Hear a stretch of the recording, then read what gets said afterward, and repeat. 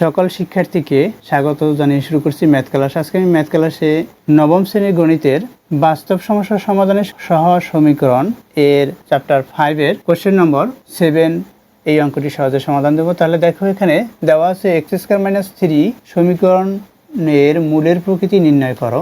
অর্থাৎ এই প্রদত্ত সমীকরণটার মূলের প্রকৃতি নির্ণয় করব এবং সমাধানও করব।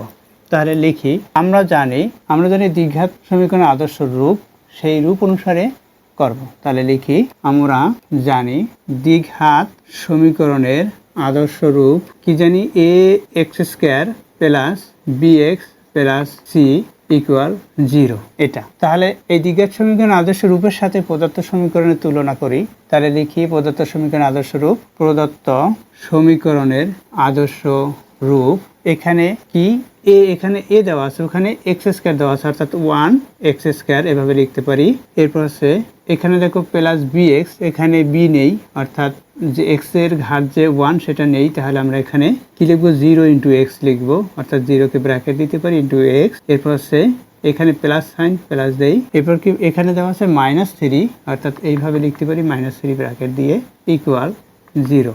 এটা পেয়েছি। তাহলে প্রদত্ত সমীকরণ আদর্শ রূপ পেয়েছি। এটা আমরা জানি দ্বিঘাত সমীকরণের রূপ অনুসারে নিশ্চয়ক। তাহলে এই প্রদত্ত সমীকরণের নিশ্চয়ক কি আমরা বের করতে পারি। তাহলে লিখি, অতএব দ্বিঘাত সমীকরণের আদর্শ রূপ অনুসারে নিশ্চয়ক কি হবে। অতএব নিশ্চয়ক কি b² - 4ac এখানে =0 ধরি, বা আমরা এখন এই প্রদত্ত সমীকরণের যে মান, অর্থাৎ b, c, a এগুলো যে মান, এগুলো আমরা বসাবো, অর্থাৎ তুলনা করলে যা হয়। এখানে b² b কত, এখানে 0, অর্থাৎ 0k² হলো, কি হলো 0k² হলো। এরপর -4 × a হচ্ছে এখানে 1 × c হচ্ছে এখানে -3 = 0 হলো। বা এখানে কি হয়, এই মাইনাসের সাথে এই মাইনাস গুণ করি এবং এই যে ধ্রুবকগুলো এগুলো গুণ করি, তাহলে হবে 12 এখানে =0। এখানে এই যে ক্রমিক সংখ্যা, অর্থাৎ 12 = 0 হলো। তাহলে এখানে আমরা এভাবে লিখতে পারি 12 > 0, বা এখানে গ্রেটার দেন দিয়ে লিখতে পারি যে > 0। এখানে 0 ব্যবহার করতে পারি, যেহেতু 0 সে এটা বড়, তাহলে এটা, এবং সংখ্যাটি পূর্ণবর্গ সংখ্যা নয়, এবং পূর্ণবর্গ সংখ্যা নয়, তাহলে এটা পূর্ণবর্গ সংখ্যা নয়, সেটা আমরা বুঝতে পেরেছি। তাহলে প্রদত্ত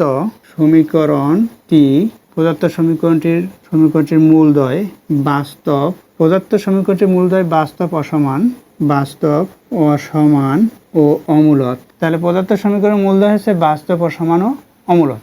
এটা পেয়েছি। আমরা জানি যে দ্বিঘাত সমীকরণের আদর্শ রূপ অনুসারে যেহেতু সমাধান নির্ণয় করব, তাহলে লিখতে পারি আবার আমরা জানি দ্বিঘাত সমীকরণের আদর্শ রূপ অনুসারে x = -b ± √b² - 4ac/2a, এটা আমরা জানি।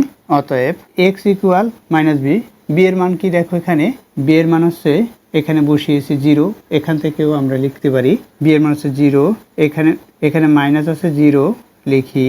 এরপর আছে প্লাস মাইনাস, এখানে √b এর মান হচ্ছে 0, 0k², এরপর -4 × এর মান হচ্ছে 1, c এর মান হচ্ছে -3, এখানে 2a এর মান হচ্ছে 1 = দেই।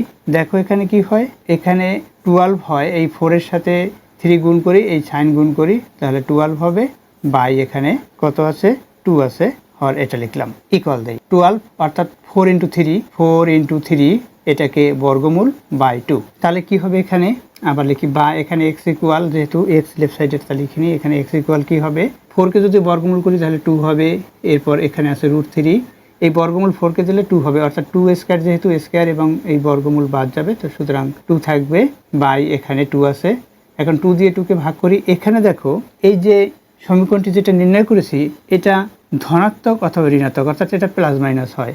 এখানে এই যে প্লাস মাইনাস, এখানে প্লাস মাইনাস, এখানে এই প্লাস মাইনাস, এই যে প্লাস মাইনাস সাইনটি এটা দিয়েছি, এখানে প্লাস মাইনাস, এখানেও প্লাস মাইনাস, হয় ধনাত্মক হবে অথবা ঋণাত্মক হবে, এই যে সাইনটা এটা লিখে দিলাম। এখন এই 2 দিয়ে 2কে ভাগ করি, তাহলে কি হবে, 2 দিয়ে 2কে ভাগ করি, প্লাস মাইনাস 3 হবে। 2 দিয়ে 2 কে ভাগ করি প্লাস মাইনাস এখানে √3, এটা হলো, এটা দিয়ে এটাকে ভাগ করলে প্লাস √3 হলো। এখন এখানে বলেছে সমাধান করতে বলেছে, সমাধান তাহলে অতএব x⁴ ইকুয়াল প্লাস ধরি প্রথমে প্লাস 3 এবং x⁴ ইকুয়াল মাইনাস √3, এখানে প্লাস √3 হলো, এখানে মাইনাস √3, অর্থাৎ একবার প্লাস একবার মাইনাস। এটা হচ্ছে নির্ণয় সমাধান। সমাধান নির্ণয় করতে বলেছে, সুতরাং এটাই নির্ণয় সমাধান।